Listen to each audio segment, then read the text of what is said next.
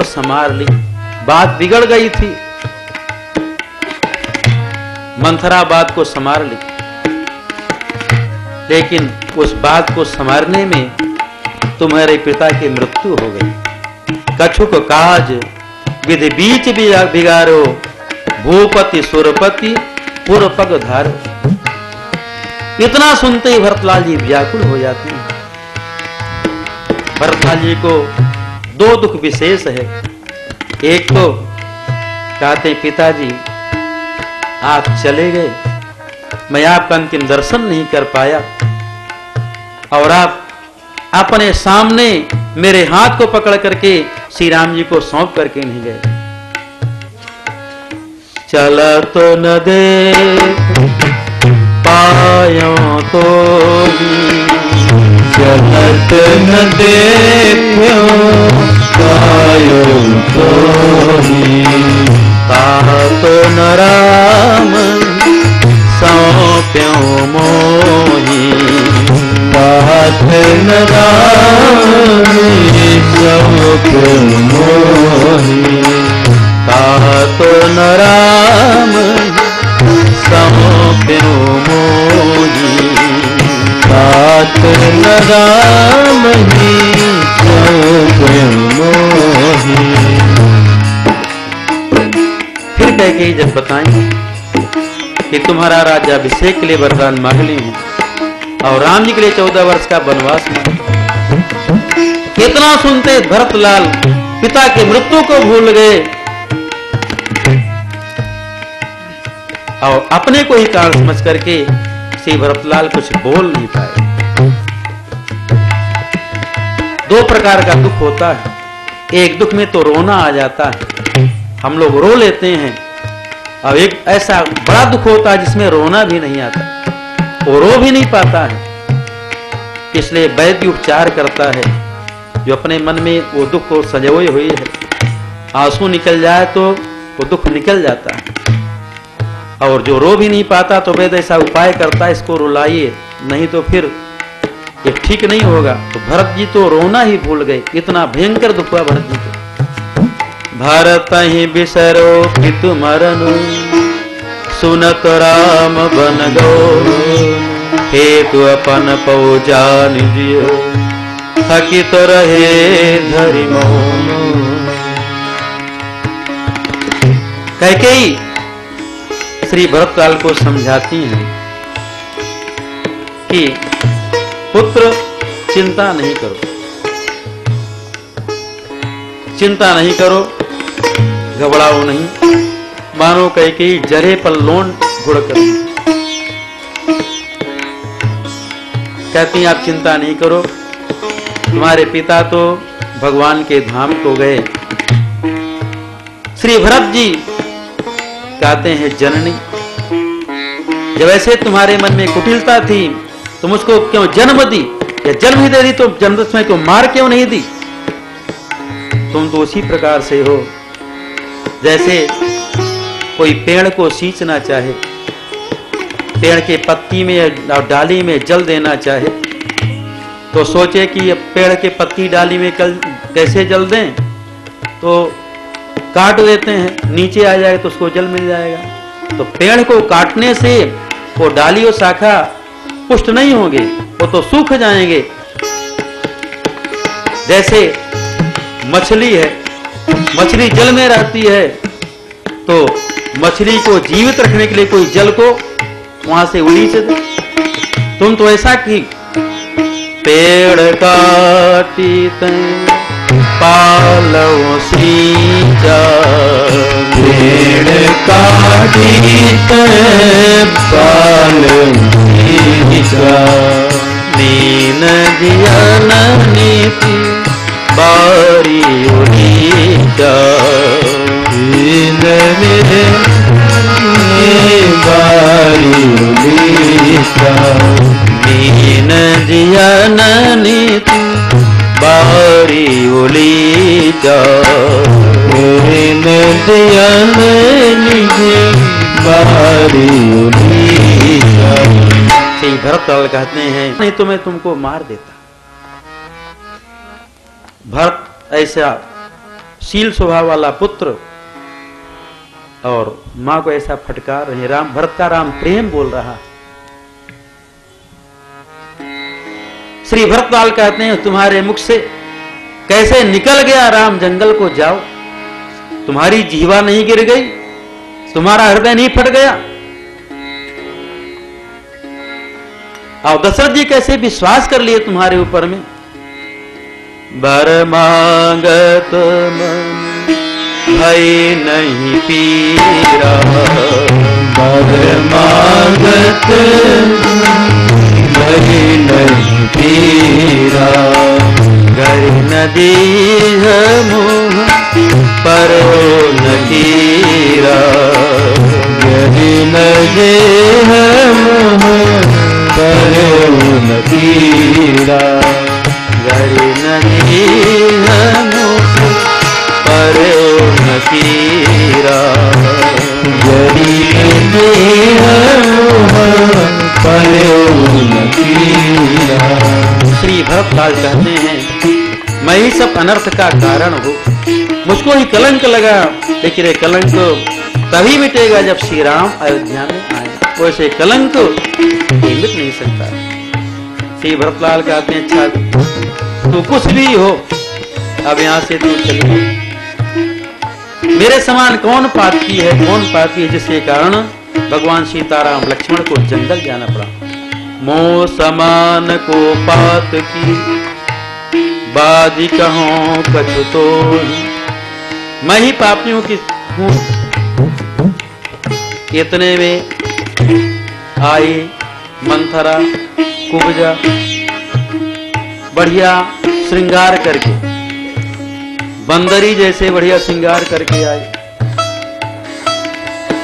कैकेयी जी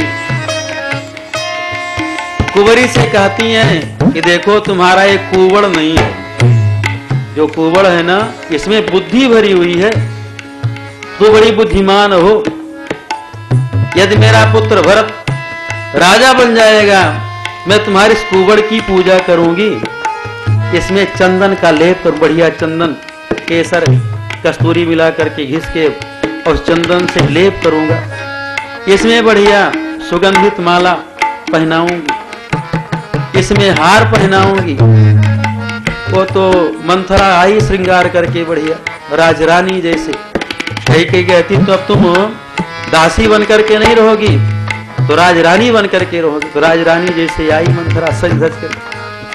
शत्रुघ्न जी देखे मंथरा को जब एकदम सजी धजी बानरी जैसे, उनका क्रोध भड़का। शत्रुघ्न जी कूद करके उसके कुंवड़ में ही लात का प्रहार किए, चरण मारे। वो मंथरा गिर गई, उसका कुंवड़ फूट गया, उसके दांत टूट गए। लखी ऋषि भरो लखन लघु भाई, भरत अनल घृत आहुति पाई। उमगिला तो तकी कुबर मारा, परे मुंह भर मही करत पुकारा। कुबर टूट्यो फूट कपारो, दलित दसन मुख रुधिर प्रचारो। उसके मुख के दांत टूट गए, खून निकल आया, कुबर फूट गया। कहतिया हाय दैया, मैं क्या बिगाड़ दिया। हम तो अच्छे कर रही थी, और अच्छा करने करत नीक फल अनिस पावा। मैं तो अच्छा कर रही थी, हमको अपजस मिला। शत्रुघ्न जी उसकी झोंटी पकड़ करके घसीटने लगे। भरत जी बड़े दयालु हैं। भरत दयानिधि दीन छड़ाई, बड़े कृपालु श्री भरतलाल जी हैं। श्री भरतलाल कहते हैं शत्रुघ्न, इस तुम दासी को इस टुकड़कोड़ को क्यों मार रहे हो। मेरा तो मन कहता है जो राजनानी है ना कैसे इसको मारूं, लेकिन यदि शत्रुघ्न तुम इस मंथरा को मारोगे तो इससे राम जी प्रसन्न नहीं होंगे, राम जी नाराज हो जाएंगे, इसलिए इसको छोड़ दो। श्री भरतलाल मंथरा को छोड़वा दिए। अब विचार करते हैं मैं किसके पास में जाऊं। जो मेरी कैकेयी है, मां कैकेयी है, ये तो डाइन है, इसके पास रहने लायक है नहीं, तो मैं किसकी गोद में जाऊं जहां सुख पर थोड़ा बैठ सकूं, अपना दुख सुना सकूं। श्री भरतलाल विचार करते हैं, एक गोद थी अपने पिता दशरथ जी की, लेकिन वो गोद केवल याद करने के लिए। जब पिताजी मुझको बहुत प्यार करते थे, मेरे शरीर धूल से सना हो तो अपने हाथ से मेरे धूल को झाड़ते थे, पोंछते थे, मेरा मस्तक नीचे करके मेरे मस्तक को सूंघा करते थे, बहुत प्यार करते थे मुझको गोद में लेकर के। तो गोद केवल रही नहीं, अब तो चले गए पिताजी। एक गोद और है, बड़ी परंपरी गोद है श्री राम जी की, लेकिन वो भी अब जंगल चले गए, तो मैं किसके पास में जाऊं? भरतलाल जी को याद आया कि एक गोद है माँ कौशल्या जी की, जिनकी गोद में जाकर के मैं मुझको थोड़ा शांति मिल सकती है। ऐसा विचार करके दोनों भैया कौशल्या के महल की ओर चलते हैं। कौशल्या पाई दे दो भाई, कौशल्या पाई दे दो भाई, कौशल्या पाई दे दो भाई, कौशल्या पाई दे दो भाई। श्री भरतलाल कौशल्या के महल की ओर चलते हैं। कौशल्या जी को पता चला कि मेरा पुत्र भरत आ रहा है। मां कौशल्या भरतलाल से मिलने के लिए दौड़ी। भरत ही देखी मात उठी धाई, मूर्छित परी अवन परी झयाई। श्री भरतलाल को देख करके मां कौशल्या मिलने के लिए दौड़ी, लेकिन श्री राम जी के वियोग में इतना उनका दुर्बल शरीर हो गया है कि मूर्छित परी धरती में गिर गई, मूर्छित हो गई। श्री भरत सुमित्रा जी कौशल्या जी को उठाती हैं। श्री भरत मां कौशल्या के पास में आए। मां कौशल्या श्री भरतलाल को अपनी गोदी में ले लेती हैं, अपनी गोदी में ले लेती हैं। श्री भरतलाल मां कौशल्या से कहते, मैया राम जी का दर्शन करा दो। मां तो तात कह दे ही दिखाई, कहां श्री राम लखन दो भाई। मैं ही सब अनर्थ का कारण हूं, मैं कितना अभागा हूं मैया, मैं कितना अभागा हूं। को त्रिभुवन मोहि सरिस अभागी, गति असि तोरी मां तुझे ही लागी। मेरे समान त्रिलोक में कोई अभागी नहीं है जिसके कारण आपकी ऐसी दशा हो गई। मैं बड़ा अभागा हूं मैया, मेरे कारण ही भगवान श्री राम लक्ष्मण सीता जी को जंगल जाना पड़ा। मेरे कारण ही मैं कितना अभागा हूं, मेरे कारण ही हमारे पिताजी को आज तक अभी मुखाग्नि नहीं मिली, संस्कार नहीं हुआ। पिता का संस्कार करने का अधिकार बड़े पुत्र को है, लेकिन मैं कितना अभागा हूं, मेरे कारण ही पिताजी को का संस्कार बड़े पुत्र से नहीं हुआ, मध्यम पुत्र से हो रहा। अब आपकी ऐसी दशा है, सब अयोध्या वासियों की दशा है, ये सब मेरे कारण है, मैं कितना अभागा हूं। मां कौशल्या अपने अंचल से भरतलाल जी की आंसू को पोंछती हैं, हृदय से लगा लेती हैं। मातु भरत के वचन मृदु, सोने पुने उठी संभार, ले उठाए लगाए उर, लोचन मोचति बारी। माता भरत गोद बैठारे, आंसू पोंछे मृदु वचन उचारे। मां कौशल्या श्री भरतलाल जी को समझाती है कि वत्स धैर्य धारण करो, मन में हानि गिलानी मत सोचो, किसी को दोष देना उचित नहीं है, विधाता इस प्रकार से भाम हो गया जो मुझको इतने दुख में भी जिया रहा। कौशल्या कहती, राम कितने पिता भक्त हैं, पिता की आज्ञा सुनते ही तपस्वी रूप बना करके जंगल की ओर चले गए। उनको जंगल जाने में दुख नहीं हुआ। पितुवायस भूषण वसन तात तजे रघुवीर विस्मय हरस न हृदय कछु पहिरे बल कल चीर। श्री राम जी का मुख प्रसन्न था। मेरे सामने सब हुआ, मेरे प्राण नहीं गए।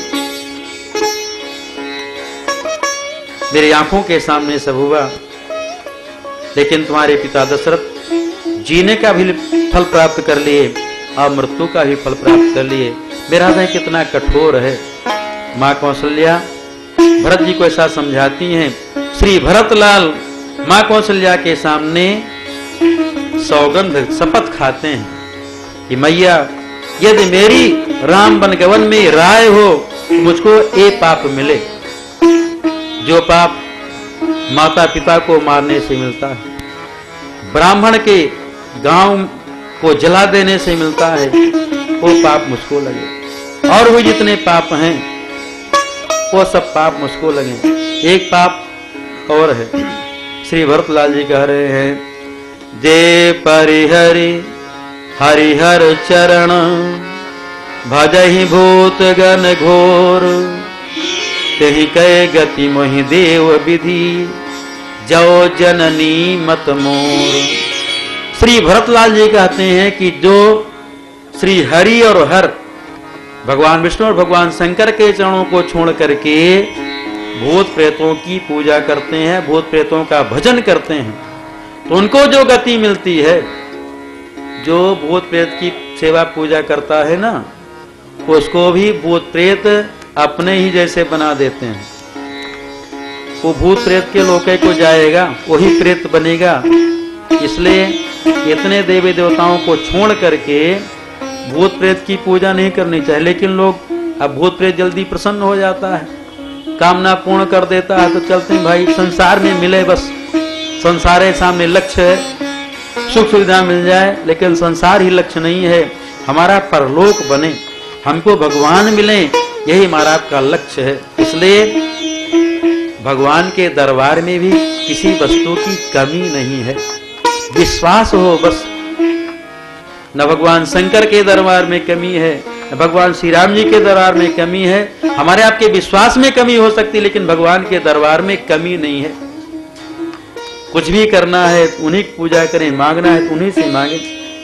जे परिहर हरिहर चरण भजहि भूत गण घोर तेहि कै गति मोहि देव विधि जो जननी मत मोर।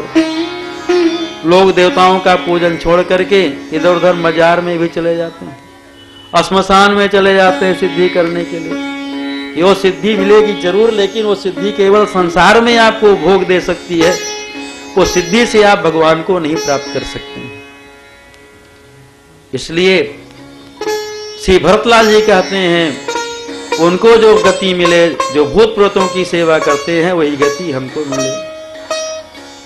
और कहते हैं जो वेद को बेचते हैं, धर्म का दोहन करते हैं, उनको जो गति मिले, पाप लगे हमको भी लगे। बेच ही वेद धर्म दुहि लेहि, जो तय करके कथा कहा जाता। हमारे गुरुदेव भगवान कहा करते थे, जो तय करके कथा कही जाती है कि हम इतना लेंगे तब कथा कहेंगे, वो धर्म को बेचना है। उस कथा से कथावाचक का कल्याण हो नहीं सकता। हाँ, यहाँ संसार में पैसा मिलेगा, ठाट से रह लेगा, नाम होगा, लेकिन उस कथा जो व्यापार बना ली गई है, उस कथा से उस वक्ता का कल्याण हो नहीं सकता। नाय महात्मा प्रवचन लभ्य, प्रवचन करने से भगवान मिल जाए नहीं मिलते हैं, भगवान तो प्रेम से मिलते हैं। कथा साधन है भगवान को प्राप्त करने के लिए। हमारा आपका कर्तव्य भगवान का हम गुणगान करें। महर्षि वाल्मीकि जी लौकिक जी को वाल्मीकि रामायण का अध्ययन कराए और उनको आज्ञा देते हैं, जाओ अयोध्या में तुम रामायण का गान करो। और ये भी कह देते हैं, देखो कोई कुछ भी दे तो लेना नहीं। लवकुश जी जब वीणा लेकर के राम कथा का गायन प्रारंभ किए, कथा में बहुत भीड़ थी, भगवान श्री राम जी बैठे हुए थे, दक्षिणा भी देने लगे बहुत। लवकुश कुछ लिए नहीं, कहते हैं गुरुदेव की आज्ञा, कुछ लेना नहीं। तो जो धर्म को बेचते हैं, वेद का दोहन करते हैं, ये भी पाप भरतलाल जी कह रहे हैं। बेच ही वेद धर्म दुहिले। हमारे गुरुदेव भगवान कहा करते थे, कहीं तय करके कथा नहीं कहना, और न तय करके कथा कहते थे।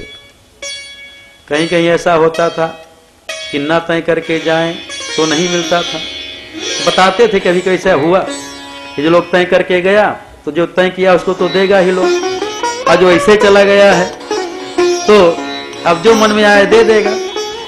फिर भी महाराज जी कभी उनके मन में क्षोभ नहीं होता था, नाराज नहीं होते थे, कहते थे देने वाले तो राम जी हैं। भगवान का गुणगान हम करें, प्रेम से भगवान का गुणगान करेंगे तो देंगे तो राम जी। यहाँ कोई मनुष्य थोड़ी देख सकता है। दाता एक राम जी, भिखारी सारी दुनिया। देने वाले तो राम जी हैं। जब हम भगवान का गुणगान करेंगे तो भगवान देंगे। अब विश्वास है भगवान देते हैं, इसलिए तय करके कोई यज्ञ अनुष्ठान